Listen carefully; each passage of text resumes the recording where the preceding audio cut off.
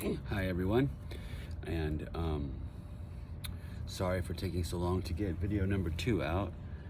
Had a bit of a wild summer thus far, but I'm back now for the time being to do what I promised, which was to do a short reading from each of my 5 zines that came out from, I don't know, 14, 15, 16, 17, 18, maybe 19. I think it was just 18.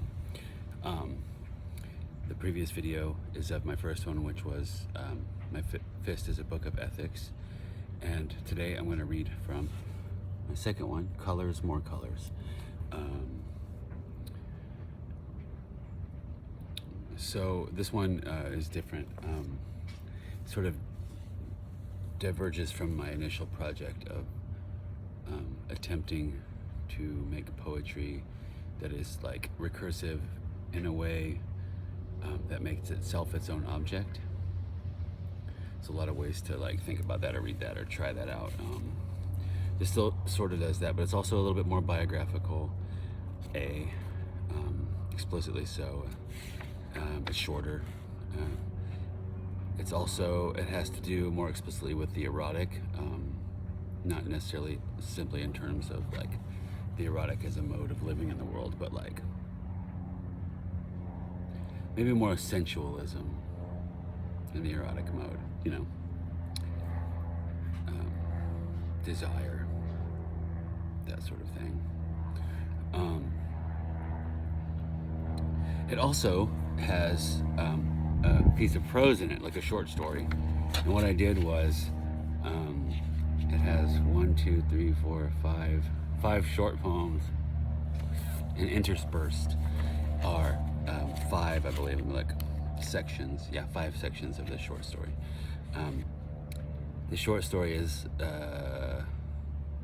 sort of dystopian or speculative in the sense that it is set in a future, not explicitly so, but if you read it, I guess you'll see, set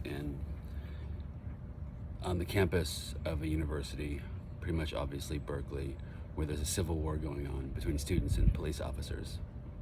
And it centers around a professor who has managed to keep his laboratory going, humanities professor, through some deals. The students are protecting him, and the professor is loosely based on an ex-mentor of mine, Paul Rabinow, who passed away recently. I say loosely because this fellow is obviously like a dialectician, and Paul was very much not. He'd be pissed.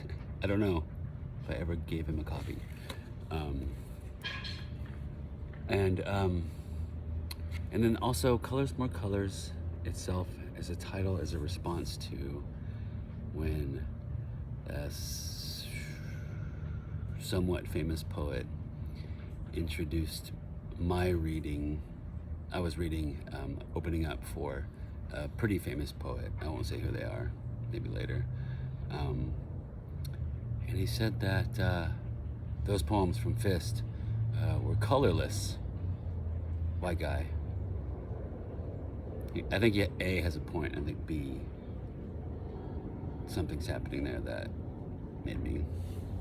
gave me pause, so to speak. Anyway, that's kind of where that comes from, but it also just has to do with the sort of simple sensualism I was going for at the time. I think I got tired of conceptual poetry or whatever it was I thought I was doing. So I'll read one poem and one section of the story, the first section. But first I'll start with the poem, the title poem, Colors, More Colors. We might go so far as to say all sorts of things about what we hope for the future. Let me start over. My contacts are messed up. We might go so far as to say all sorts of things about what we hope for the future. The warm feeling of possibilities. We might stay for the gray of the underclouds between the hills and the bay. We very well might make the cover of a magazine someday. More shades of gray or colors, more colors, more colors. I'll find myself half asleep in the grass, the sun touching my clavicle, my skin wanting to get out, or at the ballet. Or say, quote, stay for a while, yet stay so we can see your body with our fingers, stay in our bed with our bodies a bouquet of colors, more colors. The short story is called The University Was on Fire. 1. The university was on fire was a matter of a series of squares, not circles, positioned with respect to their corresponding series of relationships and the overall picture that painted, squares being circles with broken arms and legs, a tedium. He found himself wondering if he could not continue to think like this, perched on the brink of something like new, and nestled in the workings of a verb that was poised to end the brink-like sensation of its own activity. Simile was bringing things closer together than it was ever before capable of doing. His 2 remaining research assistants fucked each other constantly behind the thin curtain in the corner of the laboratory, the right and acute angles of various limbs clamoring for circleness, the arcs of moans. Outside the laboratory stood armed guards.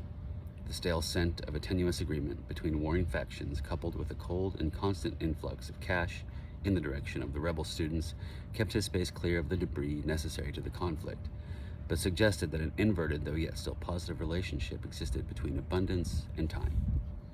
He felt himself swinging outward toward the apex of the logic of decay. They hadn't left the laboratory in weeks.